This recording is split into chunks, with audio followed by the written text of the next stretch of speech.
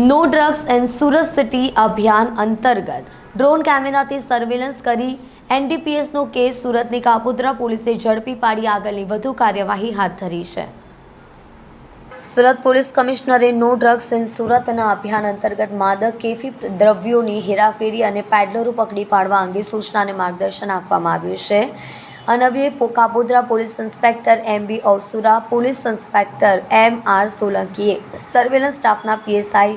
AL Pandya તેમજ surveillance સ્ટાફના માણસોને માદક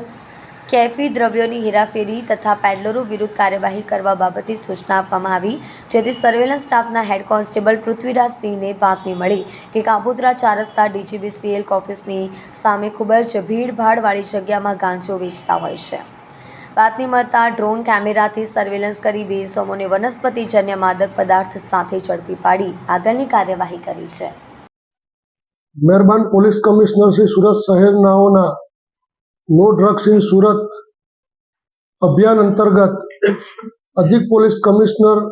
શ્રી સેક્ટર 1 તથા નાયબ પોલીસ કમિશનર ઝોન 1 સાહેબનાઓ દ્વારા આપવામાં આવેલ સૂચના અને માર્ગદર્શન મુજબ કાપોદ્રા પોલીસ સ્ટેશનના પોલીસ ઇન્સ્પેક્ટર શ્રી એમબી અવસુરાના સાહેબનાઓએ પોતાના બાતમીદારોથી બાતમી હકીકત મળેલ કે કાપોદ્રા પોસ્ટે વિસ્તારમાં બ્રિજ નીચે માદક પદાર્થોનું વેચાણ થાય છે, જે અનુસંધાને તેઓએ પોતાના બાતમીદારોથી બાતમીને વાકેફ કરી અને ટેકનિકલ સર્વેલન્સનો પણ ઉપયોગ કરી બાતમી હકીકતની ખરાઈ કરી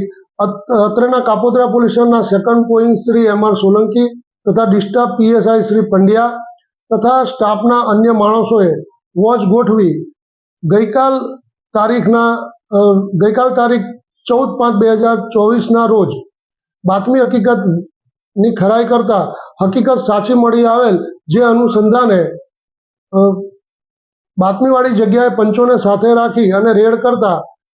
બાતમી સફળતા મળેલી અને જે અનુસંધાને કાપોદ્રા પોલીસ સ્ટેશનમાં એનડીપીએસ એક્ટ હેઠળ ગુનો રજીસ્ટર કરવામાં આવેલ છે અને હાલ આ ગુનાની આગળની તપાસ